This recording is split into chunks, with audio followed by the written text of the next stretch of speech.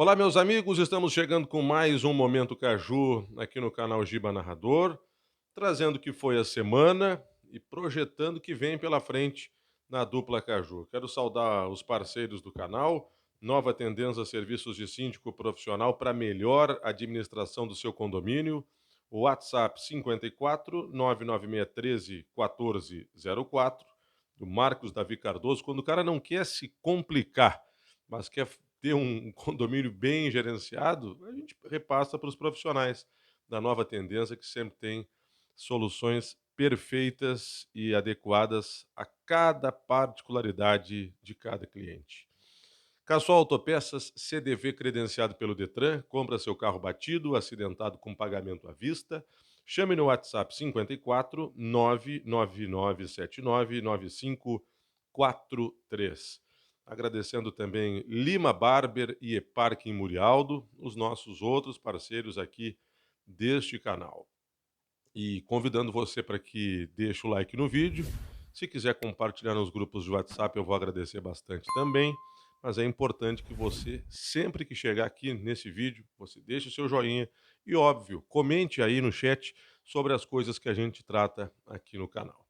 Eu vou começar falando sobre o Juventude. O Juventude teve um confronto muito interessante contra o Corinthians na última quinta-feira. Estádio Alfredo Jaconi recebendo bom público. Foi mais do que os 14.117 anunciados pela direção do Juventude, não tenho a mínima dúvida disso. Foi um público que expressou a grandiosidade do jogo e também da vitória do Juventude sobre a equipe do Corinthians. Muito se falou do gol sofrido no final, que o Juventude estava deixando de ter uma grande vantagem. É verdade que a vantagem de 2 gols seria uma vantagem melhor, deixaria mais encaminhada até a classificação do Juventude, mas o Juventude ele também não vai em nenhuma zona de conforto.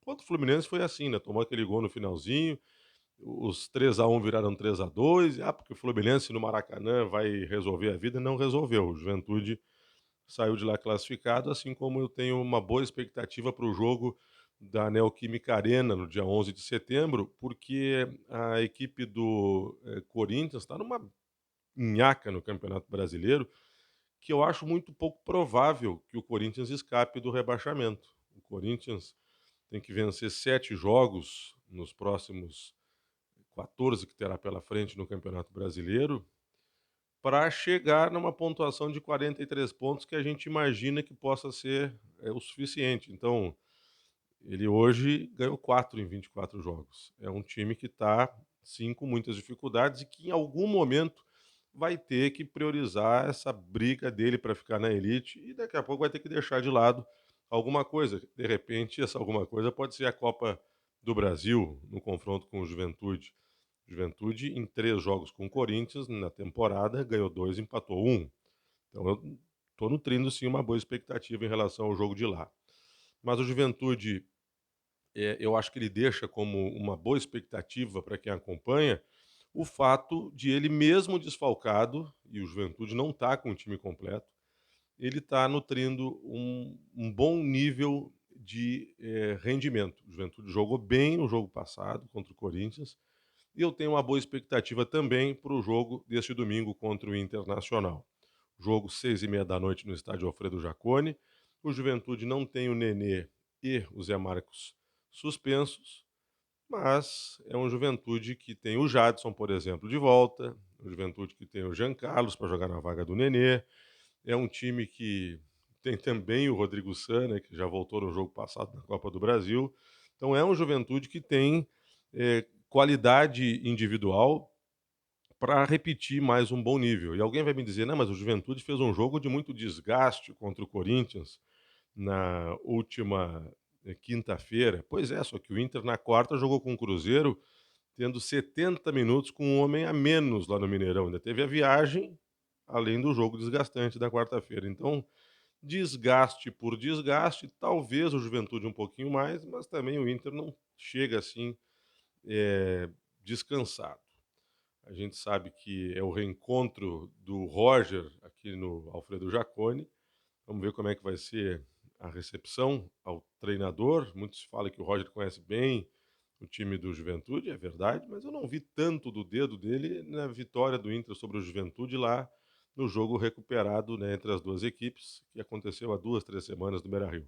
Eu vi um Juventude jogando mal, isso não pode se repetir. Agora, a capacidade para jogar bem e até a característica com a qual o Juventude joga em casa me faz crer que ele pode sim ter um bom nível de rendimento contra o Internacional e sair vitorioso nesse domingo. É jogo difícil? Óbvio que é jogo difícil, mas o Juventude está mostrando a todos nós que tem capacidade de realizar boas partidas. Vamos acompanhar, né? Depois do Juventude, na próxima quinta-feira, vai ter o Cuiabá, para na quarta, dia 11, ter o jogo contra o Corinthians. Então vai se dividindo entre Copa do Brasil, entre Campeonato Brasileiro, mas vem até aqui até agora fazendo uma temporada muito boa. A gente pode criticar uma questão ou outra, tem que ver a movimentação de mercado. Segunda-feira encerra-se a janela para contratações. Vamos ver o que o Juventude ainda vai fazer nessa finaleira. Por outro lado, vamos virar um pouquinho a página Caju, porque a gente tem que falar sobre o Caxias. O Caxias vai aos poucos anunciando algumas saídas de jogadores e eu vou ser muito sincero. Por mais que eu entenda que alguns jogadores de fato pudessem dar um acréscimo, eu diria que para o Caxias, poucos jogadores, caso não permaneçam, serão de fato uma preocupação. E preocupação porque vai ter que no mercado achar pelo menos jogadores parecidos. Né? Eu manteria o goleiro Thiago Coelho, manteria o Galvão, manteria o Thomas Bastos, o Lucas Cunha, o Álvaro, mas também não acho que seja nada impossível do Caxias ir buscar no mercado caso eles não fiquem. O Álvaro vai, né, para jogar a Série B, talvez volte, mas pode ser que o Caxias para o ano que vem tenha que buscar um outro centroavante. Tem que ver também a situação do Thomas Bastos, que está por renovar, o próprio Galvão, que não pertence ao Caxias, ver se vai haver acordo para permanência aqui. Mas o que mais pesa nesse momento no lado do Caxias, com toda certeza, é a questão de comando técnico. Thiago Gomes, ao que tudo indica, está bem encaminhado para permanecer, e principalmente no aspecto diretivo. O Paulo César Santos, na última sexta-feira, anunciou a saída dele do Caxias. O PC foi o vice de futebol nessa temporada. A temporada 2024, de fato, indicaria uma mudança no departamento de futebol do Caxias, que fez um campeonato gaúcho ok, cumprindo a sua meta, depois de um início ruim, trouxe o técnico Argel para buscar uma retomada e conseguiu no campeonato gaúcho o suficiente para ter uma vaga na Copa do Brasil do ano que vem, para cair na semifinal contra o Grêmio, isto é, como a gente sabe que é o limite dos times, a exigência que nós temos para os times de Caxias do Sul, que é superar os demais do interior e, óbvio, não tem a obrigação de eliminar a dupla Grenal, embora essa seja a vontade. A gente sabe que o orçamento deles é um orçamento muito maior. Então, neste aspecto, eu penso que o Caxias no Gauchão, apesar de não ter empolgado em nenhum momento, cumpriu a meta dele, com o PC no comando. Agora, o erro do PC e do seu corpo diretivo no futebol foi a projeção, as tomadas de decisão, a montagem do elenco na Série C. Acho que o Caxias errou muito.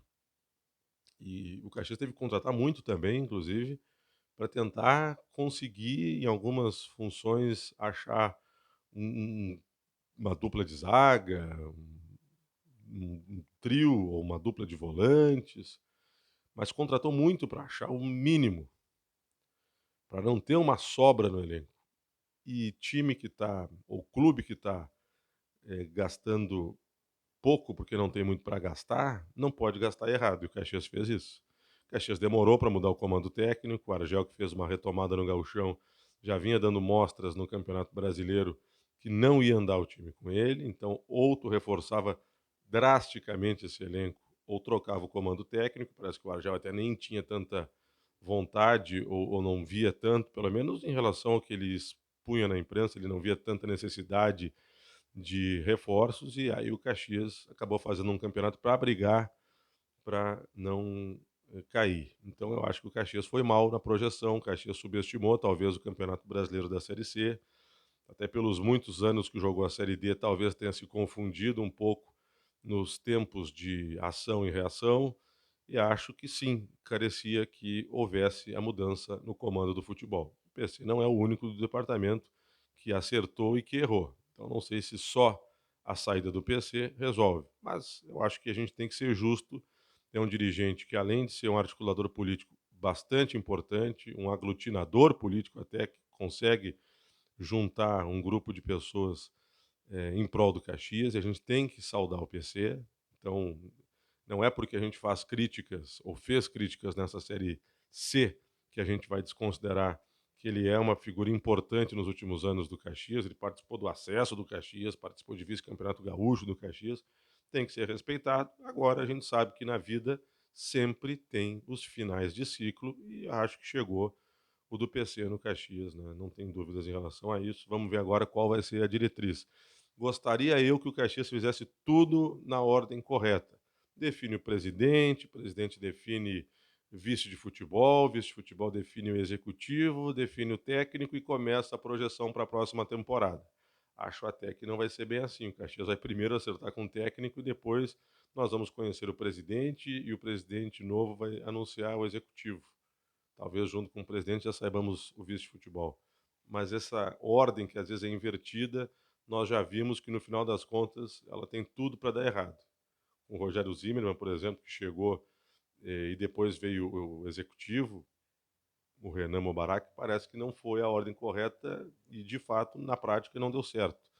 Então, eu acho que o Caxias tem que se cuidar apenas nesses trâmites. E eu sei que não é fácil também ficar esperando, porque daqui a pouco o técnico vai para outro lugar, mas as coisas têm que ser bem organizadas, bem trabalhadas, bem projetadas, para que 2025 seja melhor ainda do que foi 24, que eu repito, o Caxias cumpriu a sua meta no Campeonato Gaúcho, mas deixou a desejar na Série C do Campeonato Brasileiro, onde só não foi pior porque não foi rebaixado, graças a Deus. Embora tenha essa questão dos tribunais, o STJD ele abriu inquérito, ele não denunciou o Caxias, não denunciou o caso Yuri Ferraz, mas ele está investigando.